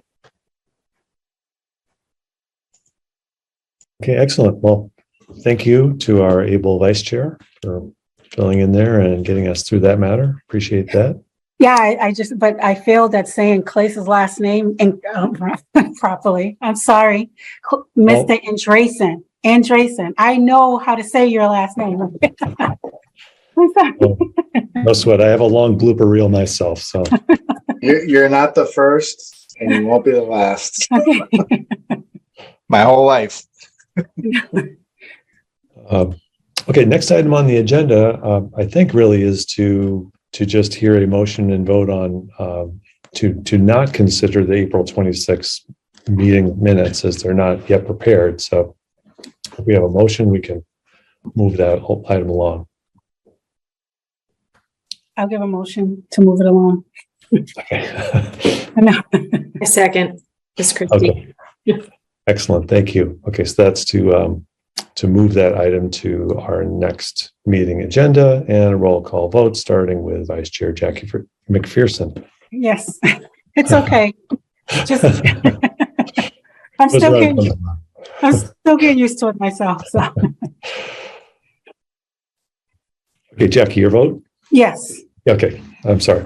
Clayson Drays. Yes. Christy Dapp. Yes. Peter Calvis. Yes. Ari Goffman-Fishman. Yes. And I'm a yes as well on the minutes. Amanda, do we have some miscellaneous updates? That's where we are on the agenda. Yes. So as some of you may know, there are a couple of members that have their terms coming up.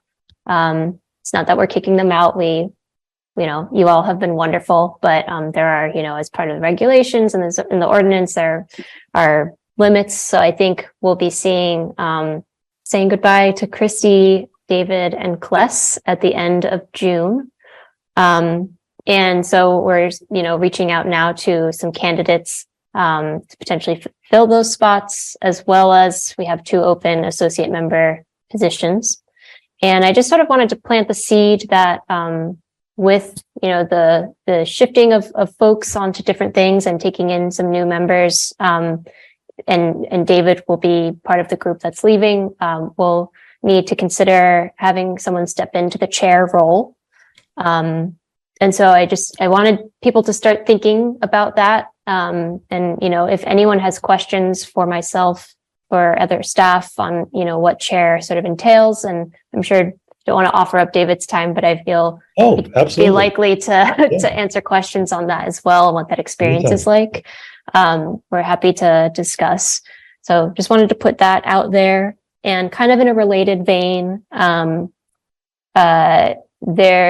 so it is required that the Community Preservation Committee have a CD board representative as part of its membership. And Christy has been serving that role for us. Thank you so much, Christy. And Ari has offered to step in kind of on an interim basis. I think we want to reapproach it once we have new members come in end of June, early July, kind of bring that back to everybody to kind of think about. So just planting that here again.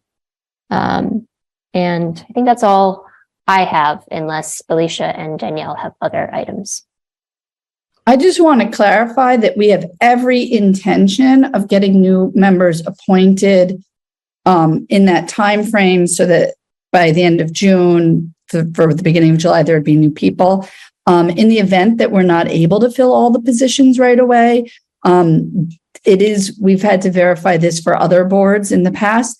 There's what you call holdover status, that you remain in your appointment until we appoint somebody else to take your place. So just because there is a term limit, if we're actively working to fill it, like, we're hopeful that people won't just say, like, see ya, if we're having trouble filling them. I don't think we're anticipating that. I just wanted people to be aware that, like, that can happen. I see Christy. Christy's like, I'm out. Not that I want to. I could probably stay on for like another month, but I won't be able to go past July because I have another commitment on another board that I'm going to have to shift to. Okay. And it's very helpful to understand, because we are trying to fill them. Historically, we've had a lot of trouble getting the positions filled in a timely manner, but that's just had a lot to do with staff capacity and the time to get this all figured out and then get the mayor's attention on it. We'll make sure that she understands that it's a priority, and that getting the appointment letters out are a priority for her staff. Yeah. Because I think there's not always an understanding that, like, their terms end and we need to move this through, because they don't attend these meetings regularly. So, yeah. And we do have a list of people that we're looking through. Amanda's been working on this, reaching out to some people. If there's anybody that you feel would be a really good fit for this, especially if you think they haven't applied, please tell them to, because we do really want, it's wonderful to get people who are enthusiastic. It's also super helpful to have architects and lawyers and people who work for development companies. It's to have these landscape architects, to have these experiences on the board is super important for us. If we had a board that was just interested residents without some of these expertises, this would just not be as functional a board as it is. So please think about your colleagues who live in Medford and push. Thank you. And we'll push too. If you don't want to do it, you can drop me a dime and just say, Alicia, here's who you should reach out to and talk to them. And I don't have to tell them that you told me.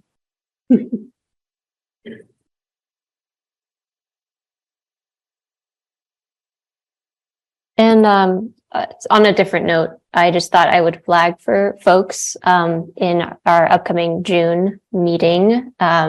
We are expecting to see some new PDD applications. It might be the first or second meeting of June that we see those.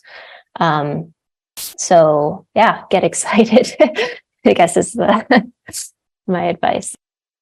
And Amanda, we're still tracking, I assume, and this is how we've been doing it. The June, I think it's the 7th and the 21st would be the dates. Correct. The 7th and the 21st. And I can confirm for you guys that there will be meetings those dates. So if I haven't already, I'll send out calendar invites that get that around.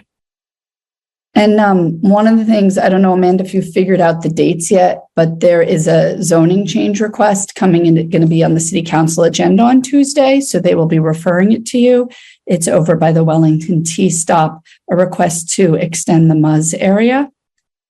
So that is particularly there's a parcel there that would like to be housing. So that'll be coming to you all soon. And we are looking at how strong our recommendation is that the zone should be contiguous, and we should include the MBTA parcel in that as well, because the MBTA themselves are not held to local zoning. So it actually doesn't impact their rights in any way, but it would make a nicer zone if it was contiguous. So we were just contemplating that in the office and whether we should ask to submit that on behalf of the mayor I'm not sure if we can actually get that on the council agenda for Tuesday. So, but anyhow, I'm also happy to hear opinions offline if people want to think about that, because that's not actually on the agenda. I'm just giving you a preview of something that's coming. So. Okay, well, thank you. And I'm definitely open, Jackie, Peter, Ari, if any of you want to talk more about the possibility of the chair or what it entails, or have any other questions. That doesn't bother me. You want to send me an email, give me a call. I'll meet you someplace in Medford, or I'll have you over at the house. Beverages included. Not a problem at all. Happy to do it. Okay. Without any other miscellaneous items, I think we're ready to entertain a motion for adjournment. I sort of have a question, but let's do it after adjournment. After adjournment. Okay, that sounds good. That's okay. All right. Motion for adjournment out there. Oh, I'll do that. Okay. And a second. I'll second. There's a second. Okay, roll call. Vice Chair, Jackie McPherson. Yes. Vice Andres. Aye. Christy Dow. Yes. Peter Collins. Yes. Ari Goffman Fishman. Yes. And I'm a yes on adjournment as well.